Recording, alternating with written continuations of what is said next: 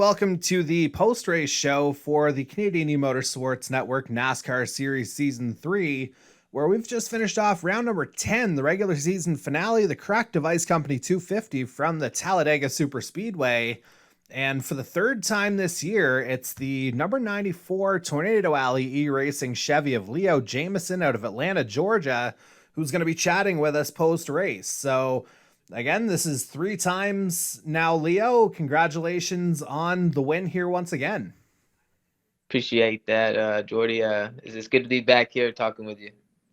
Yeah, and it's obviously been, a few weeks, but I mean, the finishes have certainly been there, but we'll get to that in a little bit. But let's focus on tonight first, because obviously there was a lot kind of hanging in the balance, especially for guys maybe at the lower end of the playoff picture. And I think tonight was always going to be just about staying clean as much as anything else. And obviously, you started from pole position tonight and you were able to stay toward the head of the field for the majority of the evening and ultimately pull off the win. So I think from your perspective, what I'd like to know is, just what do you think was sort of the biggest thing that you wound up doing to just kind of keep your nose clean throughout the course of the evening?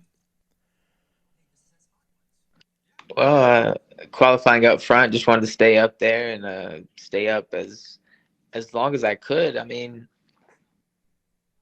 excuse me, when stages, I was lucky enough to get the bottom line, and I just kind of just hugged that bottom line and maneuvered when I could, and got out front in stage 3 when it mattered. And there was it was kind of single file there for a while, and there was some hiccups there at the end. I was just really trying to stay out front as long as I could there.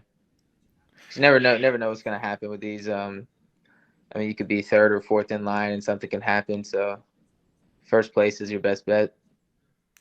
Yeah, absolutely. And I mean, we kind of talked about this before we started the recording here, but obviously a little bit of an anticlimactic evening by the end of it. But well, I guess up until about 10 to 15 laps to go, it was certainly kind of feeling like that. And then obviously there was that big incident behind you that kind of separated the chase group into about 4 or 5 drivers, including yourself. So, yeah, Right. just take me through that kind of last stage of the race following that final round of pit stops and ultimately just into the process of how you were able to hang on there at the end. Yeah, we got out. It was a battle between me and Jacob coming out, and I really don't. I'm not sure what kind of happened there with that accident. I just saw cars kind of spinning here and there in my rear view, so I just felt like it was best to look out front as much as I could and just kind of worry about the couple cars behind me. So, and it ended up being just a few of us there at the end, and that's kind of how Daytona went. And I was up front for Daytona, so I just knew if there was probably going to be about a handful of us there at the end, and if I could just stay out front, that was just better odds.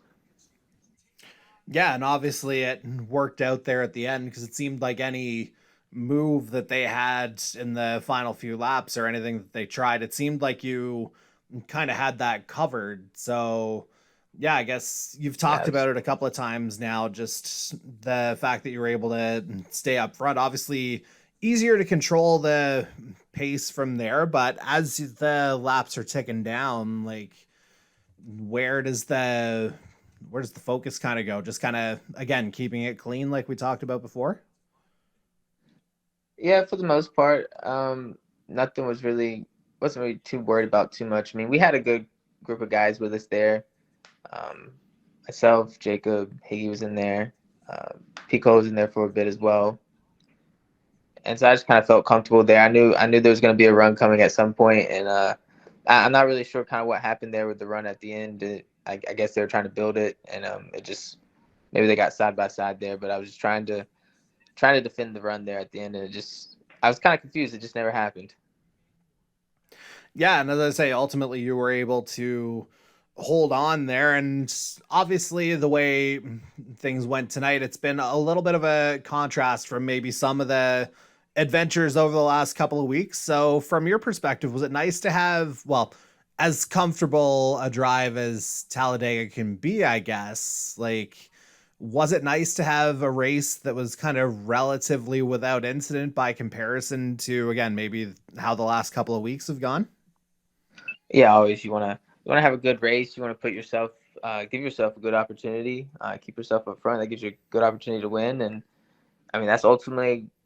I mean, yeah, it can be boring in some aspects. Super speedway, you want to have side by side racing, but from being my perspective, in the end, no matter how it was, I guess it was single file the whole time. It still counted. So however you got to do it, that's just kind of how these unfold, really. Yeah, and I mean, it wouldn't be Talladega if, or you wouldn't be a Talladega winner if I wasn't saying something to the effect of if you're not first, you're last, right? So ultimately, we had to work that in. Not necessarily contractually obligated, but obviously that worked out. And yeah, definitely worked out quite well for you here. And it came at a really good time as well, obviously, with the Mhm. regular season finale here. Now you get to go into the playoffs on a bit of a high. So, how important was it for you to get the job done here tonight? I mean, yeah, that's important. I just really wanted to be up front and get some stage points. Just happening to be up front and having, help behind you helps. I mean, everybody's going to get points that way, and it just kind of really comes down to the pit stops. Who's going to get through those? Those are always kind of nerve wracking. I haven't always been the best at executing those there at the end of the final stages of these super speedways. So having being able to execute that, just was able to get off pit road first, and I think in the end that's just kind of how it shakes down. Yeah, and I say obviously the results speak for themselves, and now you get to ride in on a little bit of a high going into again the playoffs beginning next week, where everything kind of resets, and it all starts at Michigan next week with the Fix Auto Charlottetown 200 again next Tuesday night, 7:30 p.m. Eastern time on the Canadian E-Motorsports Network YouTube channel, and obviously in talking about Michigan here, Leo, it does bear some resemblances to Auto Club, where of course you won earlier this year. So how do you like your odds or chances of, potentially doing it again here to kick off the playoffs and maybe securing a spot in the round of 12 straight away? Well, that would be in a perfect world. That would be the case, right? But yeah, they're similar. They're both 2 miles, but I think they race a lot different. You can do different things at Auto Club that you can't necessarily do at Michigan, and vice versa. So it's not necessarily all out the same, but I mean you could take some things here and there. It races the same. I mean it's going to be some strategy involved, and you're going to be in a pack, and you kind of want to be there at the end. So there's going to be similar strategy, but I mean it's anybody's game. It's the first race of the playoffs, and everybody's going to be hungry for that, to kick it off with a win. So I'm excited for it. I hope you guys in the broadcast booth are excited for it, and I think it's going to be a good time. Yeah, and last one before I let you take off on that particular point of the playoffs. Obviously, as we've mentioned, everything kind of resets from here. From your perspective, obviously it's a brand new ball game here, just 16 vying for the championship now. What do you think is going to be the biggest thing from your perspective that you'll need to do to ultimately work your way up into the championship four here in about a month and a half's time? I don't think the strategy changes, Jordy. It remains the same. That's what has gotten me to this position. So continue doing that and adjust accordingly. I always got to adapt. So, but for the most part, it's the same strategy. All right. Well, we'll see how that plays out again over the course of the next month and a half, but it all starts at Michigan next week. And yeah, we'll see how things go for you there, Leo. But once again, congratulations on win Yes, number 3 of sir. the I season. got one And more shout out here for a bit. we'll let you get a little bit of a breather here and we'll Time. do her all again. Yes, sir. Shout out to my team, teammates, Captain Ty, Picola.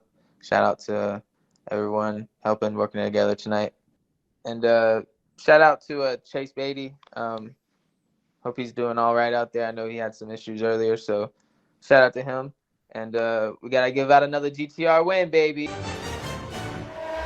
Headlights out, it's go. He's going to get ahead of McCauley into turn 1. Cody Cudmore with a great start. The winner of the Centennial Autosport and Tire Spanish Grand Prix is Darcy Ford. McCauley's gotten a good start off the line, but it looks like Darcy Ford's gotten up into second. Italian Grand Prix is underway. Go, go, go down that start-finish straight. And he's got it! Cody Cudmore with an absolute stunner at the end. Stealing pole position. Here goes your winner, the 5190 Racing Bugatti of Jason Butler, your champion of the Formula One Series, Corbin McCauley. Daniel Cudmore, he wins Season 2 of the Formula One Series.